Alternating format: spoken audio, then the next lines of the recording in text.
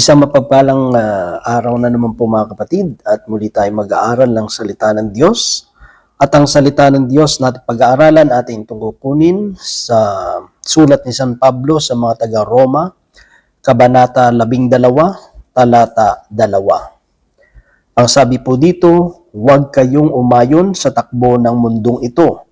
Magbago na kayo at magbago ng isip upang mabatid ninyo ang kalooban ng Diyos, kung ano ang mabuti, nakalulugod sa Kanya at talagang ganap. Mga kapatid, mga magulang, mga kaibigan, ito po ang salita ng Diyos. Ang papuri, ang pagsamba ay para lamang sa Kanya. Dito ay sinasabi ni San Pablo sa mga mananampalataya sa lugar ng Roma na tayo ay dapat bilang mananampalataya, hindi na tayo umaayon sa sistema o takbo ng mundong ito. Kaya nga sinasabi niya, tayo ay mag-iba na at magbago ng isip. Ibig sabihin, kailangan nandun yung pagbabago. At mangyayari lamang yung pagbabagong ito kung tayo po ay hindi na aayon sa sistema ng mundong ito. Pero bilang tao, mahihirapan tayong gawin yon, diba?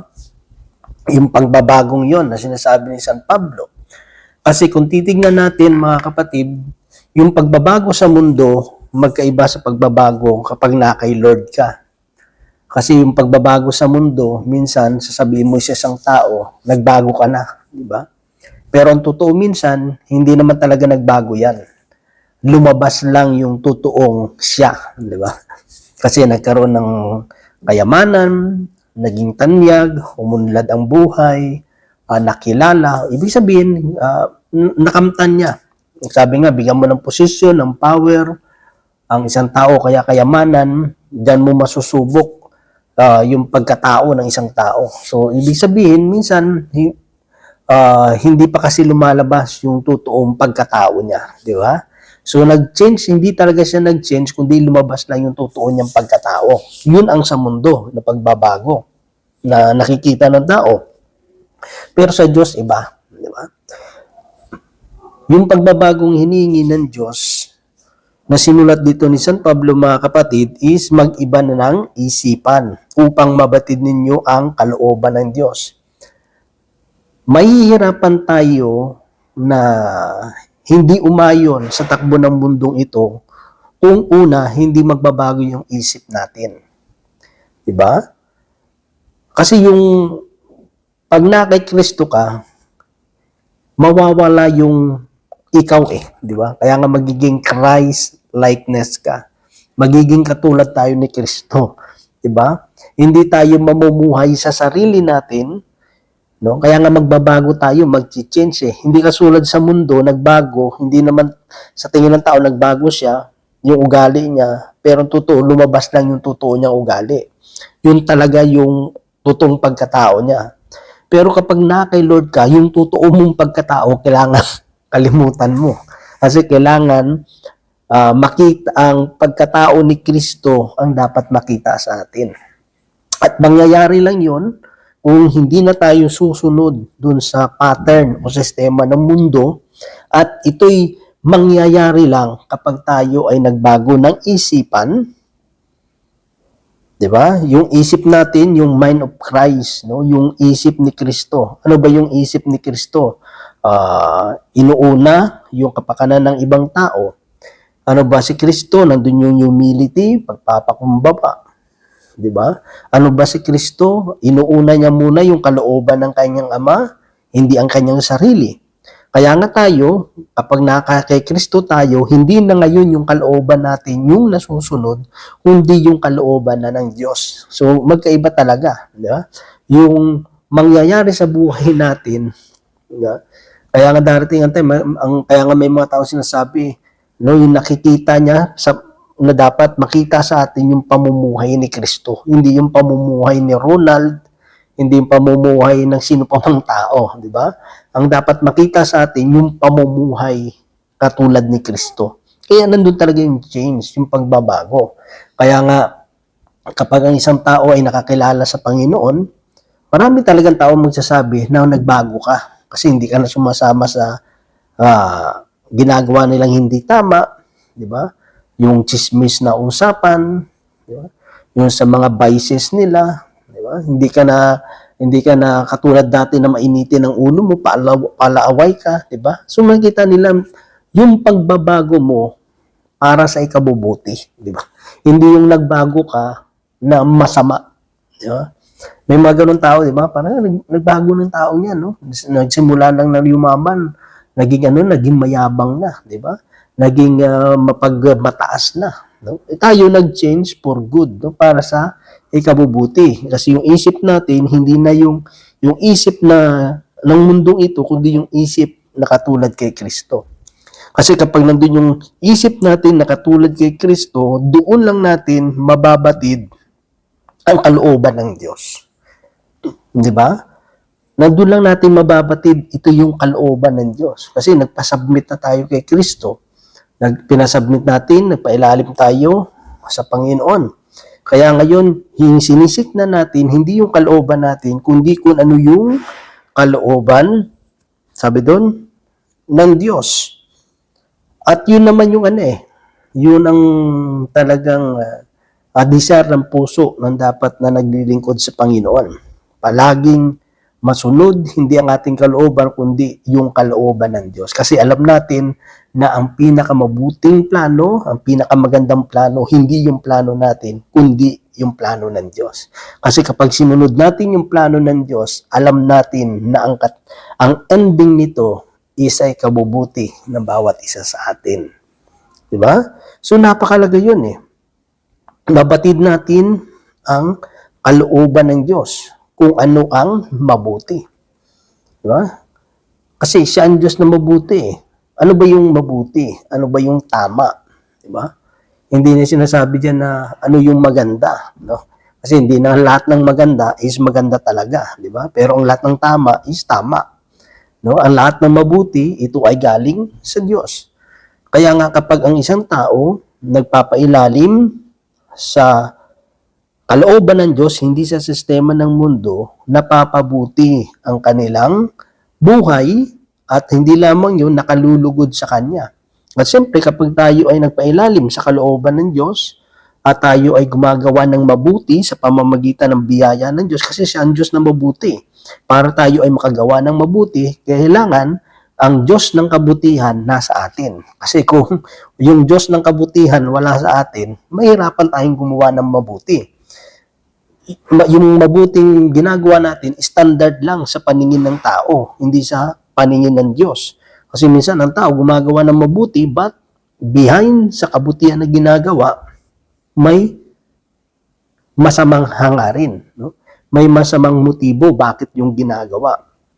Pero yung paggawa ng mabuti, dahil ang Diyos ng kabutihan, walang iba yung ating Panginoon ay nasa atin, wala tayong iniisip na personal na hangarin, kundi ang iniisip natin, ginagawa ko ito dahil ito yung kalooban ng Diyos. At dahil ito yung kalooban ng Diyos, doon malulugod ang Panginoon. Matutuwa ang Diyos. Kasi bakit? Kasi yung sinusunod natin, yung kanyang kalooban. Di ba? Pag ang mga anak ay sumusunod sa mga magulang, sa inuutos ng kanilang mga magulang, nandun yung respeto, nandun yung paggalang, natutuwa yung kanilang mga magulang. Di ba? Kapag yung pinagagawa ng magulang ay ginagawa ng mga anak, ito ay nakalulugod sa kanilang mga magulang. Di ba? Ganun din kung tayo ay nagpapailalim, sumusunod sa kalooban ng Diyos, ito ay magbubunga ng kaluguran at tayo ay magiging ganap. Diba? Magiging ganap tayo. Kasi bakit? Kasi nagbago isip natin Yung isip natin hindi na makamundo, hindi na mapanglamang, no? Hindi na yung mandarayang isipan. Yung iniisip natin hindi yung sarili natin, kundi iniisip natin ano yung makakabuti sa nakakarami. Ang iniisip na natin, mga kapatid, yung kalooban ng Diyos. Ang iniisip na natin yung mga bagay na makalulugod sa Panginoon, no? Alam naman natin marami yan na mga bagay na pwede natin gawin. Pero sabi nga, ang pinakamalaga doon is yung pananampalataya. Kasi kung wala yung pananampalataya, hindi natin kayang i-please, hindi pwedeng malugod ang Diyos. Di ba? Ginagawa natin yun dahil pananampalataya natin. Di ba? At ang sabi doon, ay tayo ay magiging ganap. Katulad ni Jesus na ganap, magiging katulad tayo ng ating Panginoong Jesus na ganap kung tayo ay susunod doon sa yapak, doon sa itinuturo ng ating Panginoon. At yun naman ay magagawa natin sa pamamagitan ng biyaya at paggabay ng banal na Espiritu Santo. Kasi nandun nga yung Holy Spirit, nandun yung banal na Espiritu na mag-guide sa bawat isa po sa atin.